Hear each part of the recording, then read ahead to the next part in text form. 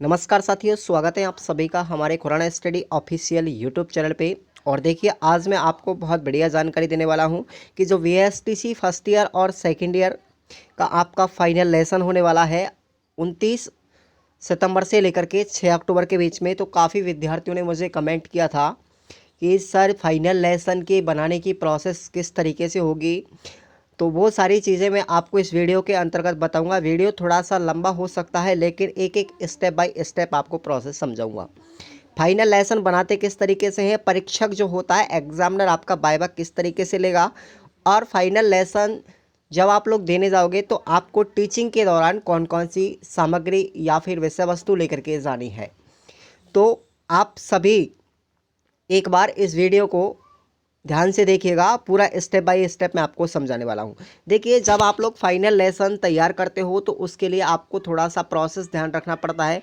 सबसे पहले आपको अपने एग्जामिनर जो होते हैं उनसे तो कोई मतलब नहीं है, लेकिन आपको जो अपना कक्षा का प्रभारी होता है वीएसटीसी या फिर डीएलएड का, उस प्रभारी के पास में आपको 2 दिन पहले या 3 दिन पहले आपको 2 लेसन के बारे में जानकारी देनी होगी।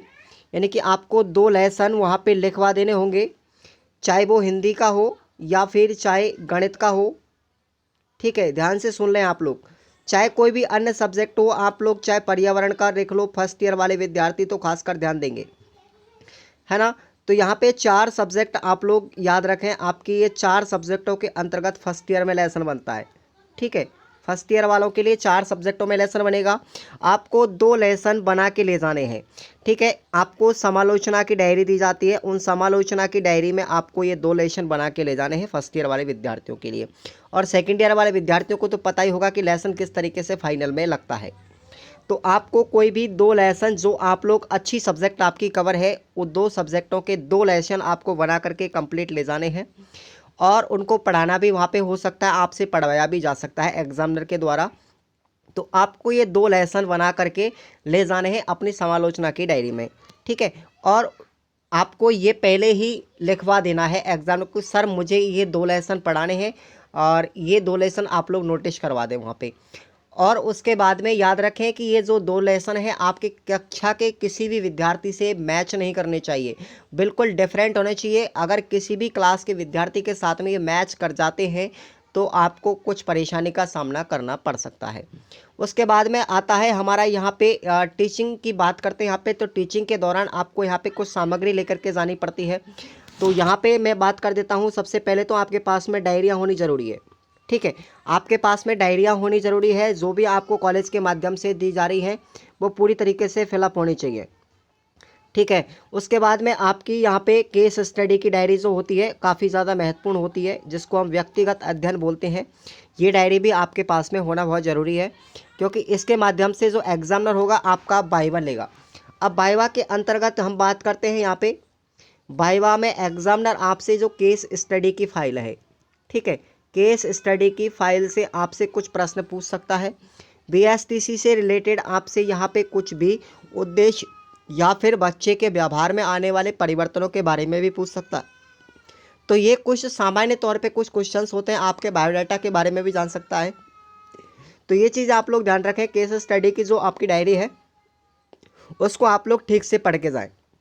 आपका वाइवा वहाँ से होगा, और 5 नंबर का वाइवा होता है, याद रख लें आप लोग।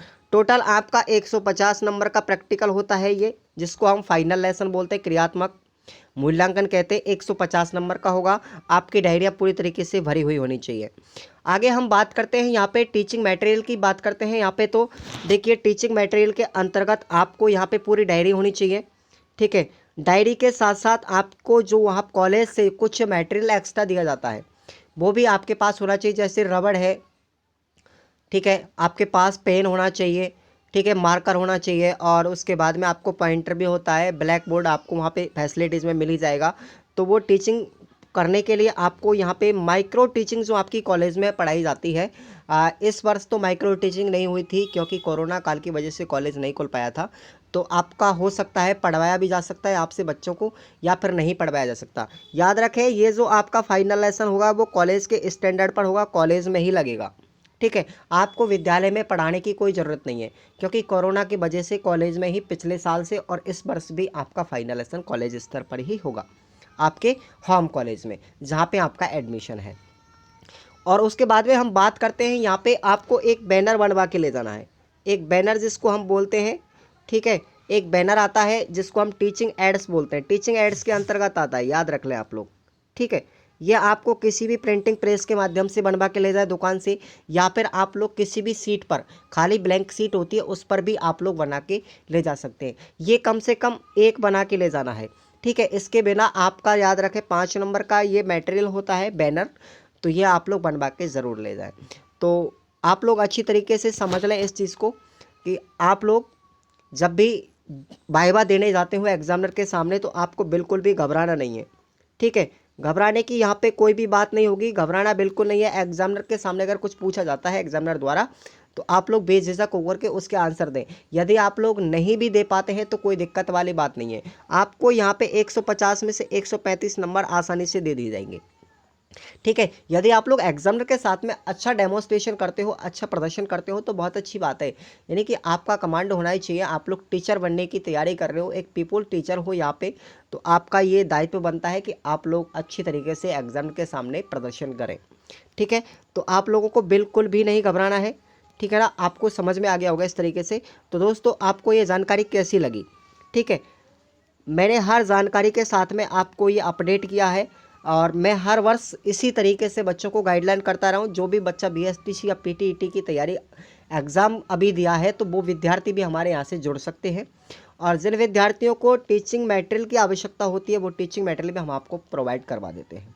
तो दोस्तों उम्मीद करता हूँ आप सभी को ये जानकारी बेहतर तरीके से पसंद आई होगी। यदि आप लोग चाहते हैं हमारे चैनल को सब्सक्राइब करना तो आप लोग सब्सक्राइब कर सकते हैं। हर लेटेस्ट अपडेट और जानकारी आपको मैं देता रहूँगा, और अपने दोस्तों के साथ भी इसको शेयर कर दीजिए ताकि वो विद्यार्थी भी हमसे जुड़ जाए। धन्यवाद दोस्तों, बेस्ट ऑफ लक।